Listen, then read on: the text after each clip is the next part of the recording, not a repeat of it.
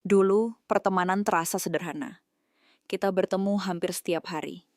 Di sekolah, di kampus, di tempat nongkrong yang sama. Waktu seperti tidak pernah jadi masalah. Kedekatan tumbuh bukan karena direncanakan, tapi karena kebersamaan yang terus-menerus. Lalu kita tumbuh dewasa. Jadwal berubah, kota berubah, prioritas berubah. Tanpa konflik besar, tanpa pertengkaran dramatis, tiba-tiba jarak terasa lebih jauh dari sekadar kilometer.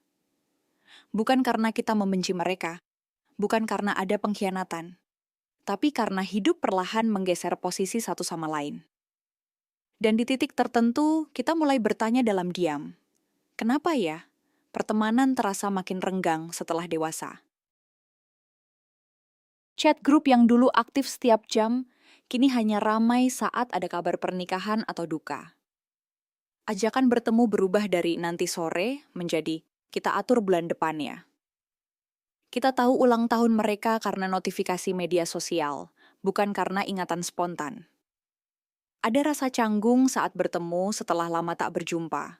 Percakapan terasa formal, tidak lagi mengalir seperti dulu. Dan yang paling halus, kita merasa sendirian, padahal masih punya banyak teman. Apakah ini berarti kita berubah menjadi orang yang lebih dingin? Ataukah pertemanan memang tidak dirancang untuk bertahan dalam bentuk yang sama selamanya? Apakah jarak ini kegagalan kita menjaga hubungan? Atau justru ini bagian alami dari fase kehidupan?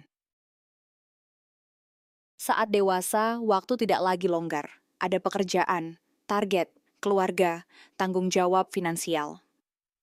Dulu kita berbagi ruang fisik setiap hari. Sekarang kita harus mencari waktu untuk sekadar bertemu.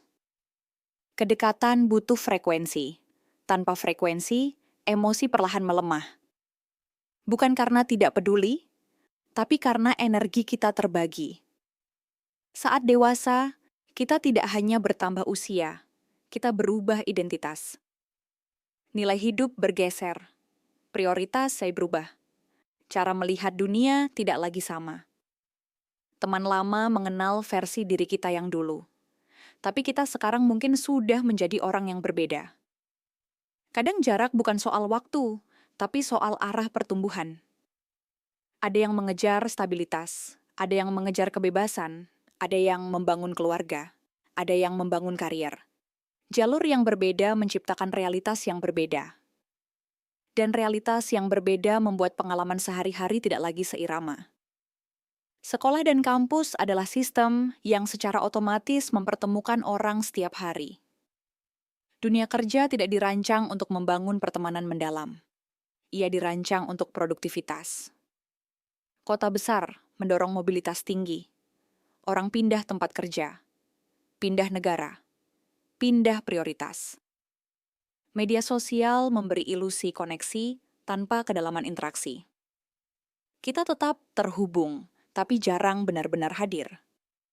Secara sistemik, ruang untuk pertemanan intim menjadi lebih sempit dibanding masa muda.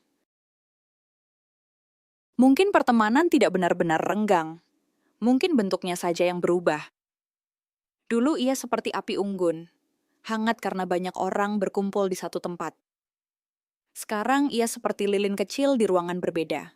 Tidak selalu menyala terang, tapi tetap ada.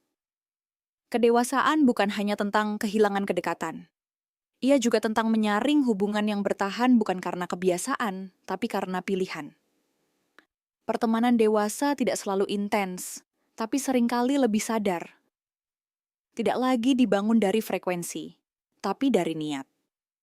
Tidak lagi dari kebersamaan otomatis, tapi dari keputusan untuk tetap hadir. Mungkin jarak bukan tanda bahwa hubungan itu gagal. Mungkin ia hanya berubah dari setiap hari menjadi saat benar-benar dibutuhkan. Mungkin pertemanan dewasa bukan tentang seberapa sering kita berbicara, tapi seberapa tulus kita mendoakan satu sama lain dalam diam. Dan mungkin, di balik semua kesibukan dan jarak itu, masih ada ruang kecil dalam hati kita yang tahu. Kalau suatu hari kita duduk bersama lagi, cerita itu akan tetap menemukan jalannya.